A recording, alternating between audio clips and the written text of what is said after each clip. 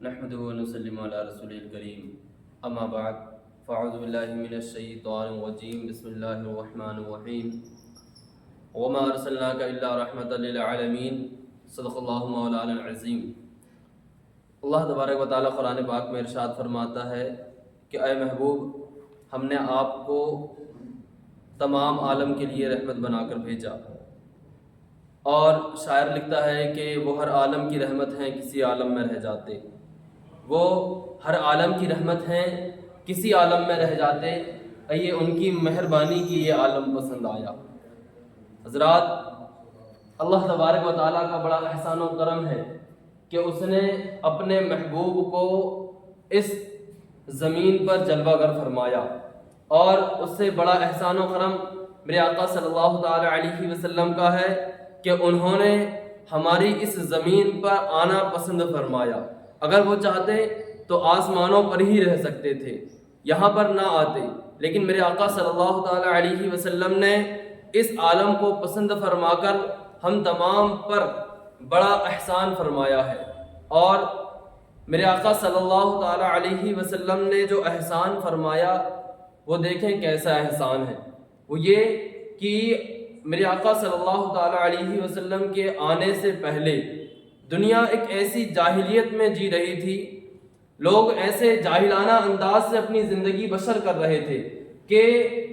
جو امیر ہوتا تھا، جو تھوڑا سا طاقتور ہوتا تھا، تو وہ ایک غریب انسان کو دبا کر رکھنا چاہتا تھا۔ جو بچیاں پیدا ہوتی تھیں انہیں لوگ زندہ درگور کر دیا کرتے تھے۔ جو بچے انگلینڈ کے اندر، ابھی تک تو ہم نے یہی سنا ہے کہ صرف بچیوں کو حضور کے آنے سے زندگی ملی ہے، لیکن جب میرے آقا صلی اللہ تعالی علیہ وسلم اس دنیا میں تشریف نہ لائے تھے تو میرے آقا صلی اللہ تعالی علیہ وسلم کے آنے سے پہلے انگلینڈ میں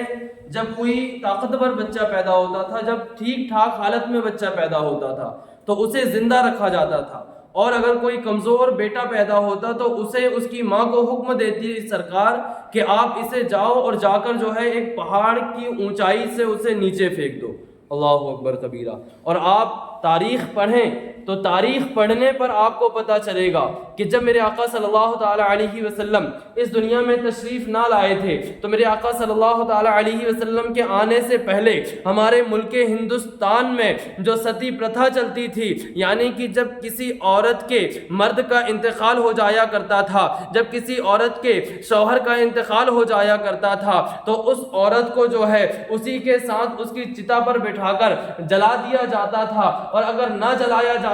تو پھر اسے کسی کمرے میں 6 مہینے یا سال بھر کے لیے بند کر دیا جاتا تھا۔ اس طریقے سے لوگ ایک دوسرے پر ظلم و زیادتی کر رہے تھے، کہیں کوئی بیٹیوں کو دفن کر رہا تھا، کہیں کوئی جو ہے اپنی عورتوں بیوی کو اس کے شوہر کے ساتھ جلا دیا کرتا تھا، اور یہاں تک کہ عرب کا یہ معمول تھا کہ جب کوئی ماں باپ بوڑھے ہو جایا کرتے تھے، جب ماں باپ ایک دم بزرگ ہو جایا کرتے تھے تو انہیں بیچ دیا جاتا تھا، انہیں غلام بنا دیا جاتا تھا۔ اللہ اکبر کبیرہ۔ لیکن جب میرے آقا صلی اللہ تعالی علیہ وسلم اس دنیا میں تشریف لائے تو تشریف لانے کے بعد آپ نے تمام لوگوں کو اعلان کر دیا کہ اے لوگوں، جو اپنے بوڑھے ماں باپ کی خدمت کرے گا تو میں اس کا ہاتھ پکڑ کر اسے جنت میں لے کر جاؤں گا۔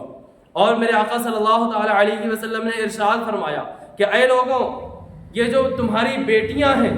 یہ تمہارے لیے رحمت بن کر آتی ہیں، یہ جو تمہاری بیٹیاں ہیں یہ تمہارے لیے رحمت بن کر آتی ہیں، انہیں زندہ دفن نہ کیا کرو۔ اگر تم انہیں زندہ دفن کرو گے تو اللہ تبارک و تعالیٰ کے سامنے پھر جو ہے تمہیں وہاں پر جب حساب و کتاب دینا پڑے گا تو پھر وہاں پر کیا حساب و کتاب دو گے؟ اور رب تبارک و تعالیٰ نے تمہارے لیے ان بیٹیوں کو رحمت بنا کر بھیجا ہے، اگر تم ان کی اچھے سے پرورش کرو گے تو میں محمد صلی اللہ تعالی علیہ وسلم، آپ فرماتے ہیں کہ میں محمد صلی اللہ تعالی علیہ وسلم اس چیز کی ضمانت لیتا ہوں کہ میں اسے اپنے ساتھ جنت میں لے کر جاؤں گا۔ میرے آقا صلی اللہ تعالی علیہ وسلم کا بڑا احسان و کرم کہ انہوں نے جب اس دنیا میں تشریف لائے تو تشریف لانے کے بعد یہاں پر لڑکوں کو بھی، جو کمزور لڑکے ہوا کرتے تھے انہیں بھی زندگی ملی ہے، جو بچیاں درگور دفن کر دی، جو بچیاں زندہ درگور کر دیے جاتی تھیں انہیں بھی زندگی ملی ہے، جن ماں باپوں کو جو ہے جن ماں باپوں کو بیچ دیا جاتا تھا ان ماں باپوں کو بھی میرے آقا صلی اللہ تعالی علیہ وسلم نے عزت دلائی ہے۔ میرے آقا صلی اللہ تعالی علیہ وسلم نے لوگوں کو فرمایا کہ اے لوگوں ان کی تم خدمت کیا کرو، یہ جو تمہاری مائیں ہیں ان کے قدموں کے نیچے تمہاری جنت ہے۔ اب دیکھیے اگر کوئی انسان یہ کہتا کہ میری ماں کے قدموں کے نیچے جنت ہے، میں صرف اس کی خدمت کر لوں، میں صرف اس کی خدمت کر لوں تو جنت کو پالوں گا، میرے آقا صلی اللہ تعالی علیہ وسلم نے دوسری جگہ یہ بھی ارشاد فرما دیا کہ اگر ماں کے قدموں کے تلے جنت ہے تو باپ جنت کا دروازہ ہے، یعنی کہ جب تک ماں اور باپ دونوں کو تم راضی نہیں کر لو گے تب تک تم جنت میں نہیں جا سکتے ہو۔ یعنی کہ جب ماں باپ راضی ہوں گے تب میرے آقا صلی اللہ تعالی علیہ وسلم راضی ہوں گے، اور جب میرے آقا صلی اللہ تعالی علیہ وسلم راضی ہوں گے تبھی اللہ تبارک و تعالی بھی راضی ہوگا۔